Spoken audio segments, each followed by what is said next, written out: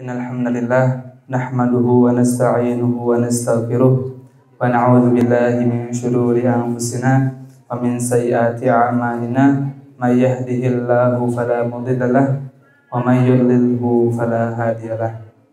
Asyhadu an la ilaha illallah wa asyhadu anna Muhammadan abduhu wa rasuluh alladzi la nabiyya ba'da amma ba'd. Qala Allah ta'ala fil Qur'anil Karim, a'udzu billahi minasy syaithanir rajim. Ya ayyuhalladzina amanu ittaqullaha wal tanzur nafsum ma qaddamat lighad wattaqullaha innallaha khabirum bima ta'malun. Al-ayah. Ikhwan akhwat yang dirahmati Allah, assalamualaikum warahmatullahi wabarakatuh. Alhamdulillah, Allah masih memberikan kita nikmat iman, nikmat Islam, nikmat sempat, dan nikmat sehat. Semoga teman-teman kita yang sedang sakit, semoga Allah sehatkan kembali, dan semoga sakitnya menjadi penggugur dosa. Amin. Maka saya teman-teman baru kemari keneh gitu. Tas kultum deui gitu iklan, insyaallah udah minggu sekalinya. Dan insyaallah pada malam kali ini saya akan menyampaikan kultum yang saya kasih judul hati yang lelah. Insyaallah hati yang lelah. Nah, berbicara hati yang lelah, saya teringat perkataan Ali radhiyallahu taala anhu. Ali berkata, hal yang paling menyakitkan atau hal yang paling melelahkan dalam hidupku adalah ketika aku berharap kepada manusia. Pertanyaannya teman-teman, apakah berharap kepada manusia ini tidak boleh? Gimana teman-teman? Boleh enggak? Boleh. Asal jangan berlebihan, asal jangan mengalahkan harapnya kita kepada Allah. Ketika kita berharap kepada selain Allah dengan berlebihan, maka siap-siap teman-teman untuk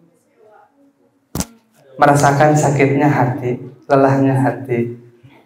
Nah, ketika ikhwan menginginkan seorang akhwat, ingin melamarnya, dengan harapan ikhwan ini diterima lamarannya oleh seorang akhwat, tapi kenyataannya ditolak.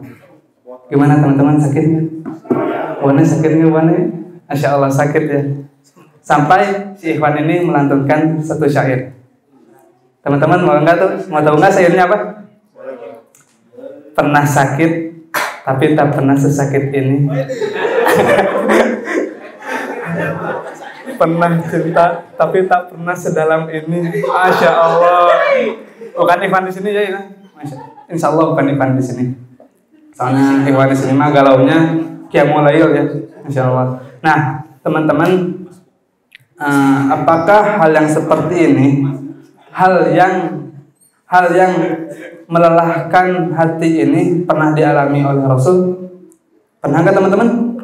Pernah ya. Ketika Rasul menerima wahyu dan mengajak orang-orang Makkah untuk masuk ke agama Islam, responnya seperti apa teman-teman? Negatif responnya. Responnya mencaci Rasul, menghina Rasul, bahkan Rasul dikatakan sebagai penyihir, penyair, dan orang gila. Sakit nggak teman-teman? Sakit ya. Nah, maka ketika Rasul tidur di malam hari, Allah turunkan beberapa ayat kepada Rasul untuk mengokohkan Rasul. Ayatnya berbunyi, Ya ayyuhal muzammil qumil laila illa qalila nisfahu aw inqus minhu qalila aw zid 'alaihi wa rattilil qur'ana tartila inna sanulqi 'alaika qawlan thaqila inna nasyi'atal laili hiya ashaddu wa ta'awwa wa muqila. Nah, teman-teman, ketika Rasul merasakan lelahnya hati, capeknya hati, Allah menyuruh Rasul untuk bangun sepertiga malam. Untuk naon tah? Karena tah bangun sepertiga malam teh. Dan keur nonton bola teman-temannya. Keur Qiyamul Lail, insyaallah. Keur tahajud gitu ya, insyaallah. Nah, apalagi kita teman-teman yang hamba biasa gitu. Tentunya di surat Az-Zariyat juga disebutkan wabil asharihum yastaghfirun, maka perbanyaklah istighfar di sepertiga malam di waktu sahur.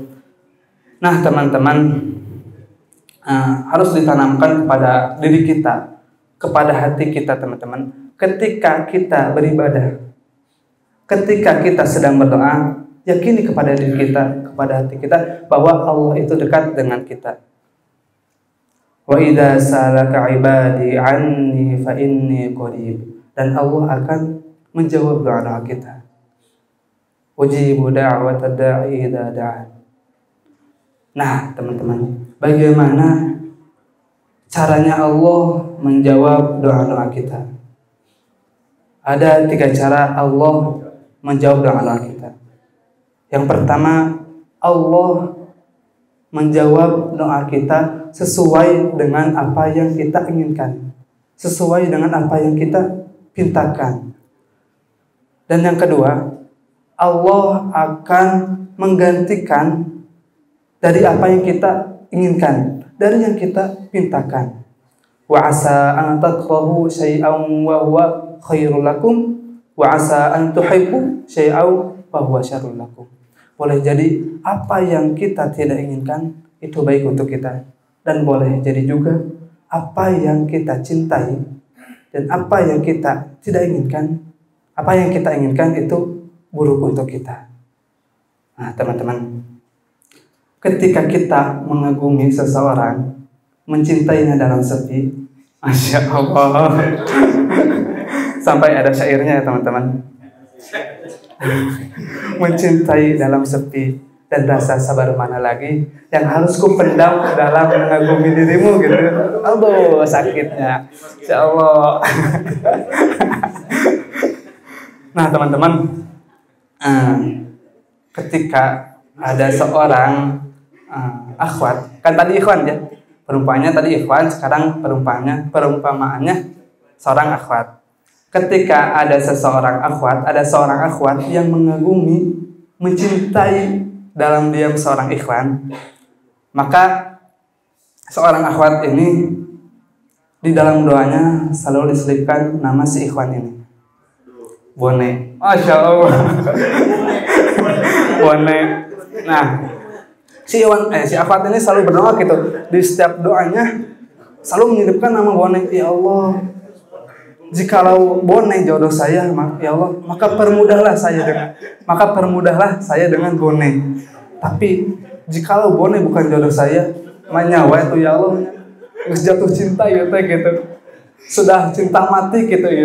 Manyawe lain jodoh keneh wae mah gitu.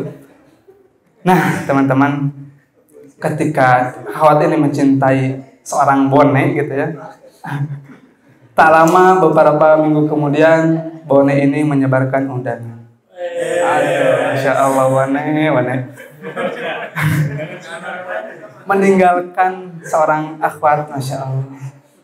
Nah, tapi setelah beberapa bulan pernikahan Bone dengan seorang akhwat B ini, ada pengumuman di satu masjid. Innalillahi wa inna ilaihi raji'un. Telah berpulangnya saudara kita bernama Leon Tabone. Semoga iman Islamnya diterima oleh Allah Subhanahu wa taala.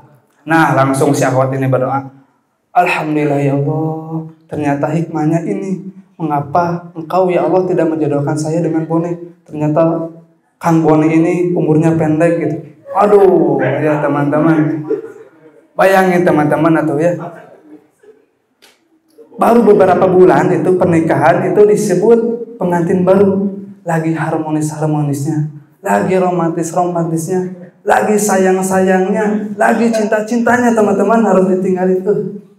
Sakit teman-teman. Nah, ada syair. Saya bukan Ustadz Ferry, Masya Allah. Ini mah mengutip dari sebuah lagu sebenarnya. Nah, teman-teman. Nah, jadi bisa jadi hal yang kita cintai itu buruk untuk kita. Perumpamaannya seperti tadi seorang akhwat yang mengagumi Bone. Ternyata umur Bone tidak panjang, teman-teman. Nah, teman-teman, terus yang ketiga, tadi setelah yang pertama, cara Allah menjawab doa kita yang pertama adalah Allah menjawab doa kita sesuai dengan apa yang kita pintakan, sesuai kita inginkan. Yang kedua, Allah akan menjawab doa kita, Allah akan menjawab doa kita menggantikan dari apa yang kita inginkan. Lalu yang ketiga, Allah akan menjadikan doa kita sebagai tabungan kelak di akhirat nanti.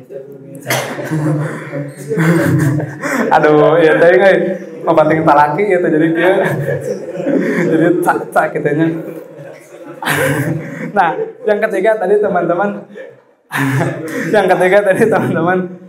Allah akan menjadikan doa kita sebagai tabungan kelak di akhirat. Nah, teman-teman, bisa jadi doa ini yang akan memasukkan kita ke dalam surganya Allah.